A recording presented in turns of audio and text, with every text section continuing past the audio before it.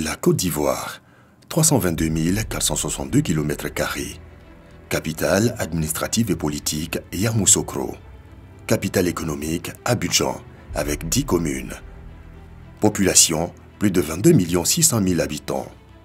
C'est le leader de la sous-région au regard de son potentiel économique. 34,61% du PIB total de l'Union économique et monétaire ouest-africaine, UEMOA, en 2018. 484 entreprises agréées, soit 44,1% du total de l'espace communautaire avec 8 pays. 3027 produits, soit 46,6% des produits agréés des États membres. La Côte d'Ivoire est un pays agricole. C'est le premier producteur et exportateur mondial de cacao, de noix de cajou et du cola, pour ne citer que ses produits de rente. Sous la houlette du président Alassane Ouattara et son gouvernement, dirigé par le Premier ministre Amadou Gon Coulibaly, des réformes ont été initiées en tenant compte des exigences internationales et communautaires. Ainsi, le taux moyen de mise en œuvre des réformes et politiques communautaires en 2018 est ressorti à 69% contre 65% en 2017. Par domaine d'activité, on note 68% pour la gouvernance économique et convergence, 66% pour le marché commun et 73% pour les réformes sectorielles. Tous ces efforts ont permis au pays de relever le taux de croissance ces 7 dernières années et d'attirer les investisseurs. La Côte d'Ivoire a enregistré en 2018 une croissance estimée à 7,4%, soit la plus forte de la sous-région ouest-africaine, selon la Banque africaine de développement, BAD. Nous nous donnons donc les moyens de prendre toute notre place. Dans l'ensemble des pays donc, de l'UEMOA, il y a quand même un certain nombre de principes de base. La libre circulation des biens, des personnes et des capitaux. Je peux dire que la Côte d'Ivoire donc applique à merveille ces différents principes, ce qui fait que économiquement, elle a un marché ouvert, elle se développe et elle donc est leader donc, de la zone UEMOA. Sur le plan de la gestion macroéconomique de nos États, cette intégration quand même nous apporte beaucoup. Ça nous permet donc de respecter les critères de convergence que les États se sont donnés. Ça nous permet donc de gérer nos économies conformément à des normes convenues et à des normes internationalement acceptées. De l'autre côté, sur le plan monétaire, nous avons une banque centrale qui gère notre monnaie, ce qui fait que dans notre zone aujourd'hui, économiquement, la zone UEMOA se porte bien, à un taux de croissance moyen de 6,6%. Le fait d'avoir la monnaie commune donc, vous ouvre un marché un peu plus grand. L'UEMOA, c'est au moins 100 millions d'habitants. Ce qui fait qu'avoir une monnaie commune vous donne la facilité de commercer entre vous. Plusieurs infrastructures ont été construites ou réhabilitées pour donner fière allure à ce pays, reconnu pour son hospitalité légendaire.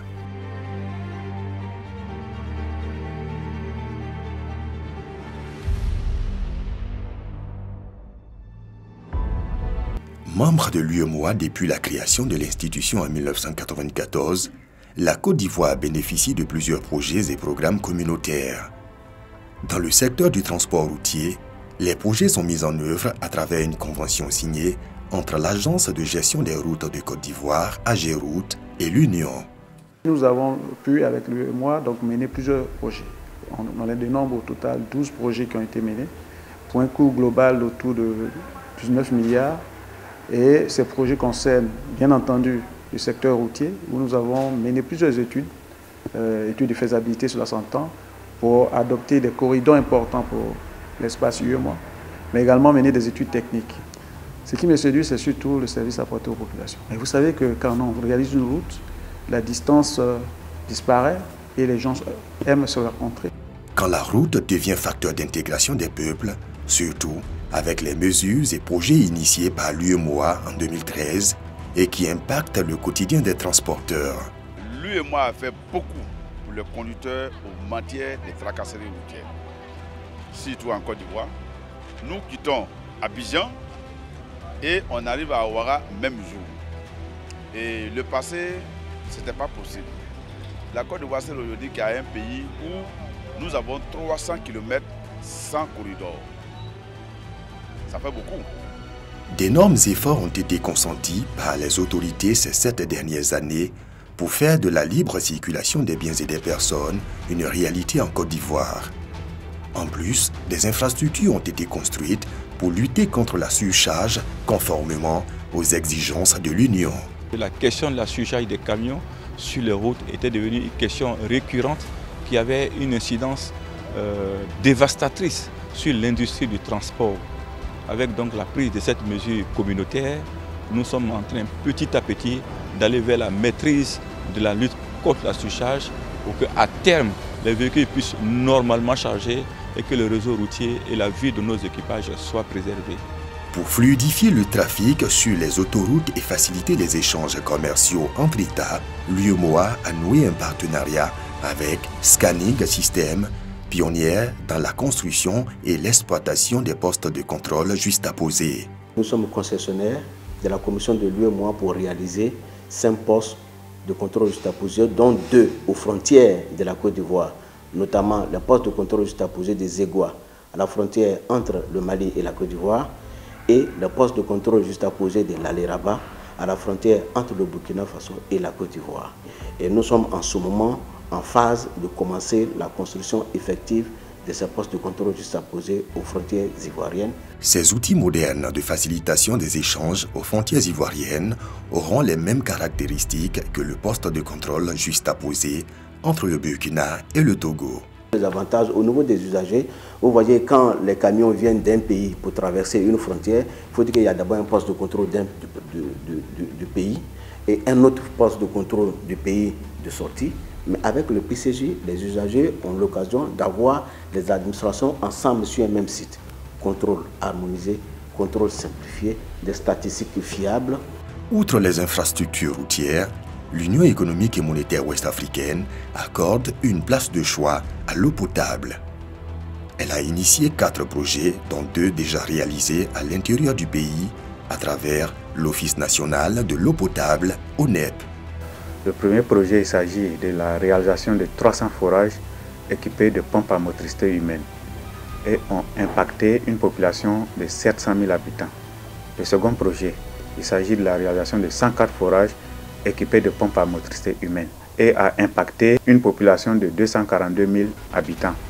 Dans les 8 États membres, les autorités de l'espace communautaire s'intéressent également à l'agriculture, notamment au volet sécurité alimentaire, ce qui justifie les nombreux projets réalisés en Côte d'Ivoire. Le premier, c'est le projet concernant la construction de magasins de stockage.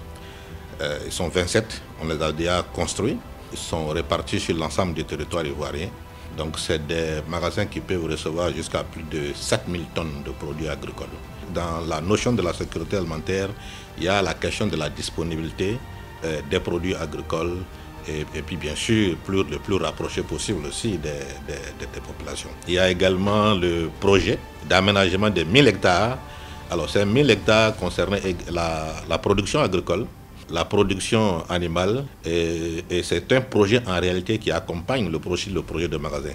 Depuis sa création en 1994, l'UEMOA a initié plusieurs réformes pour améliorer les procédures douanières à l'intérieur et aux frontières des pays. Un des acquis, c'est le code de douane de l'UEMOA qui est effectivement avec le code des douanes nationales, effectivement, donc le bréviaire du douanier.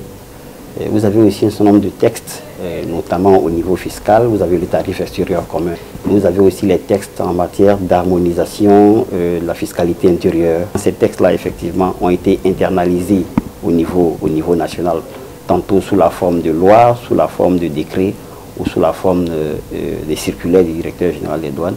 Au total, 19 projets et programmes exécutés et 16 en cours de réalisation pour un montant de 64,427 milliards de francs CFA en 2018 avec un taux d'exécution physique de 59%, un indice de performance de 53%, jugé globalement satisfaisant lors de la dernière revue de l'Union.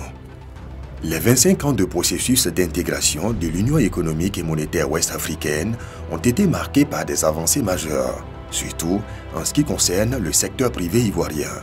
Le secteur privé a déjà gagné la facilité de faire des échanges avec une monnaie unique.